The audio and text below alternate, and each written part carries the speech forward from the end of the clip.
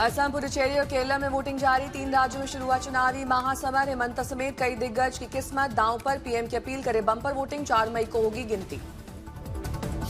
असम, केरलम, पुडुचेरी में 1955 उम्मीदवारों का भविष्य होगा तय।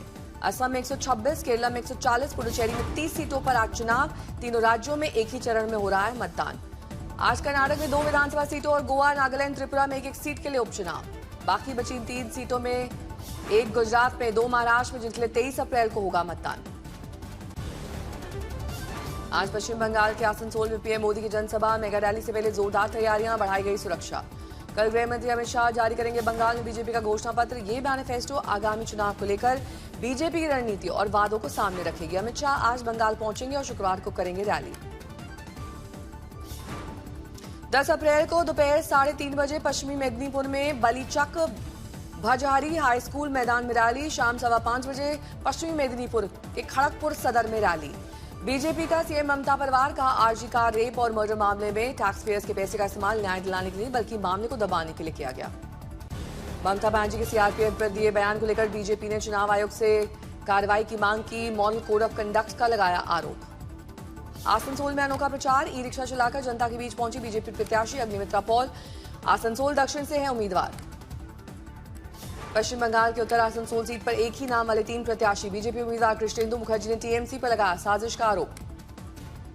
समाजवादी पार्टी अध्यक्ष अखिलेश यादव का चुनाव आयोग पर वार। कहा, चुनाव आयोग कितनी भी बेईमानी कर ले, बंगाल में नहीं होगी बीजेपी की जीत। बिहार में नए सीएम के नाम पर सियासी सरगर्मी तेज। 14 अप्रैल को इस्तीफा देंगे नीतीश कुमार। एनडीए विधायक दल की बैठक के बाद 15 को हो सकती है नई सरकार की शपथ ग्रहण। तेहरान में इंटेलिजेंस चीफ माजिद करीमी के अंतिम संस्कार में उमड़ी भारी भीड़। इस दौरान लोगों ने जमकर अमेरिका इजरायल के खिलाफ की नारेबाजी। अमेरिकी उपराष्ट्रपति जेडी वैंस ने पाकिस्तान के पीएम शहबाज शरीफ के दावे का खंडन किया। कहा, लेबनान युद्ध विराम का ऐसा कभी नहीं था और ये भी एक गलतफहमी थी। ईरान के सरकारी चैनल प्रेस टीवी का दावा, स्ट्रेट ऑफ हॉर्मुज को पूरी तरह बंद किया गया। कई तेल टैंकर्स को बीच रास्ते में वापस लौटना पड़ा। ईरान के साथ सीजफायर और हॉर्मुज को लेकर अमेरिका की ओर से बड़ा बयान। व्हाइट हाउस ने बयान जारी कर कहा कि ईरान हॉर्मुज खोलने के लिए राजी है। कैलिना लेविट के मुताबिक राष्ट्रपति ट्रंप ने कहा कि हमें ईरानियों से एक प्रस्ताव मिला है जिसे बातचीत के लिए एक व्यावहारिक आधार माना गया। सीजफायर के कुछ वक्त बाद ईरान का बड़ा दावा, बातचीत से पहले सीजफायर प्रस्ताव की 3 अहम शर्तों का उल्लंघन हुआ है। ईरान के नेता कालीबाफ ने बताया, लेबनान में सीजफायर टूटा, ड्रोन घुसा और यूरेनियम संवर्धन का अधिकार रोका गया। सूत्रों के मुताबिक पाकिस्तान में अमेरिका से बातचीत के लिए कालीबाफ और विदेश मंत्री अब्बास अराक्ची जाएंगे। इजरायल ने हिजबुल्लाह ठिकानों पर अब तक का सबसे बड़ा हमला किया। एक दिन में लेबनान में 254 से ज्यादा मौतें, 1100 से ज्यादा घायल। बेरूट और दक्षिणी लेबनान में लगातार 5 हमलों से आसमान में भीषण धुएं का गुबार। दिखा भयावह मंजर। सीजफायर में लेबनान शामिल नहीं है। अमेरिका और इजरायल ने स्पष्ट किया, हिजबुल्लाह ने हमला रोका, इजरायल ने जारी रखा। इजरायल ने अंतिम पुल और अस्पताल, बिजली स्टेशन को बनाया निशाना। 1.2 मिलियन लोग विस्थापित, खाद्य और दवा की भारी कमी। यूएन ईरान और लेबनानी नेता के हमलों की निंदा की। नागरिक भय और तबाही में जी रहे हैं, लेबनान अब और नहीं सह सकता। ईरान के राजदूत ने चीन, रूस और यूएन से दीर्घकालीन सुरक्षा की गारंटी की मांग की। अमेरिका ईरान से सीजफायर के हिस्से के रूप में कहा। चीन ने कहा, सभी विवाद संवाद और बातचीत से हल हों। ईरान की सुरक्षा गारंटी मांग पर कोई स्पष्ट जवाब नहीं। व्हाइट हाउस के मुताबिक अमेरिका ईरान के बीच बातचीत का पहला दौर शनिवार को होगा। पाकिस्तान ने वार्ता के लिए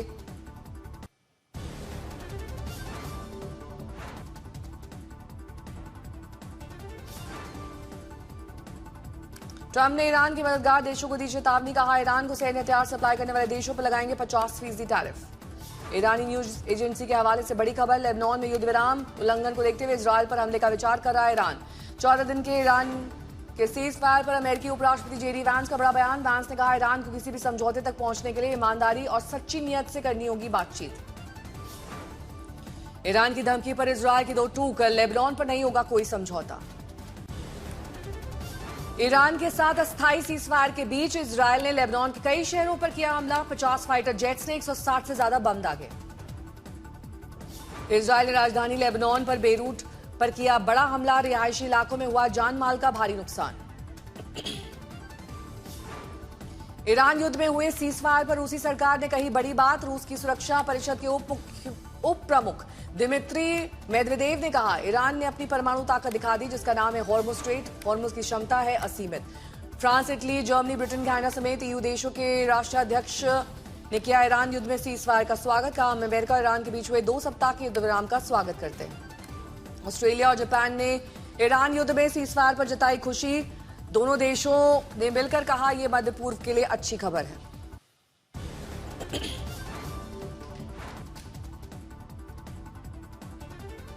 इजरायल के पीएम नेतन्याहू का बड़ा बयान, हम अपने लक्ष्य को पूरा करेंगे। बेंजामिन नेतन्याहू ने आगे कहा जरूरत पड़ी तो फिर युद्ध करने को तैयार है। नेतन्याहू ने कहा सीजफायर पर अमेरिका से पूरा तालमेल है, पर सीजफायर में हिजबुल्लाह शामिल नहीं है। लेबनान पर इजरायल के हमले से भड़का ईरान। अराक्ची ने कहा अब अमेरिका के पाले में है गेंद। अराक्ची ने कहा अमेरिका सीजफायर को चुने या इजरायल के जरिए युद्ध करे, पूरी दुनिया लेबनान में नरसंहार देख रही है। जापान के प्रधानमंत्री साने ताकाइची ने ईरान के राष्ट्रपति मसूद पेजेश्कियां से फोन पर बातचीत कर कहा हॉर्मुज से सभी जहाजों का सुरक्षित निकाला जाना सुनिश्चित किया जाए। रूस ने ईरान सीजफायर का किया स्वागत। क्रेमलिन प्रवक्ता ने कहा ईरान में युद्ध विराम के बाद अमेरिका का ध्यान फिर से यूक्रेन शांति वार्ता पर लौटेगा। ईसाई धर्मगुरु पोप लियो ने ईरान युद्ध में 2 हफ्तों के युद्ध विराम की सराहना की। पोप ने जोर देकर कहा केवल बातचीत के जरिए युद्ध का स्थायी समाधान संभव है। 24 घंटे के अंदर यूक्रेन के कई शहरों पर रूस का बड़ा हमला। सूबी से लेकर खेरसान और निकोपोल शहर में ताबड़तोड़ बमबारी, 1 की मौत, 30 से ज्यादा घायल। ईरानी जंग थमी तो कोरियाई प्रायद्वीप पर बढ़ा तनाव। उत्तर कोरिया ने अपने पूर्वी तट के समुद्र की ओर दागी कई बैलिस्टिक मिसाइल्स। यूपी के लखीमपुर खीरी में बारिश के साथ गिरे ओले। खेतों में लगी गेहूं की खड़ी फसल गिरकर बर्बाद, किसान परेशान। सोनीपत में चार्जिंग पर लगा मोबाइल फोन उठाने की कोशिश में एक युवक की बेरहमी से पिटाई की गई, इलाज के दौरान मौत। नवसारी में एरोनॉटिकल इंजीनियर निकला चोर, 12 से ज्यादा मामले दर्ज। अहमदाबाद के पार्षद नकली किसान बनकर जमीन खरीदने के आरोप में गिरफ्तार, जांच जारी। दिल्ली के नरेला में वाहनों से पेट्रोल निकालने का विरोध करना पड़ा भारी, व्यक्ति की